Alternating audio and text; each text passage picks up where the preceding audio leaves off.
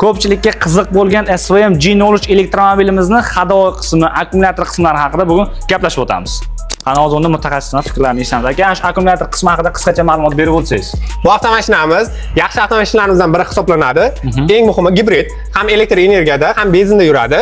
Bateriya qismini ham oladigan bo'lsak, bu ancha himoyalangan. Suv kirishi izolyatsiyalari ham juda chotki. Ya'ni 3.3 dan disbalans bo'ladi. Har bitta yacheykada 3.3 volt bo'ladi. Mashinani xarid qilsangiz, sizga bu ancha yil xizmat qilib beradi. Undan tashqari bunda elektr energiyami 50 kilometrgacha yuradi. Chista tokda o'zida. Chista tokda o'zida. Benzin bilan yuradigan bo'lsangiz 950, umumiy hisobda 1000 kilometrgacha yuradi. Avtomashinamiz hadovoy qismi ham ko'rishingiz mumkin. Ancha yaxshi va sifatli hisoblangan.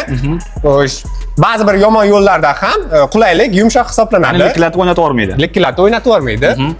Mutaxassisimizdan fikrlarini eshitsangiz, endi dvigatel qismi haqida qisqacha ma'lumot beraman. 1.5 atmosferniy motor, 75 ta elektr dvigatel ot kuchi, 105 ta dvigatel ot kuchi. Umumiy hisobda 180 ta ot kuchi ushbu avtomobilda mavjud. Eng qizig'i, avtomobilimiz motori BYD hisoblanadi. Hattoki filtrlarigacha BYDniki qo'yilgan. Bu albatta avtomobilni sifatli va tejamkorligini bildiradi.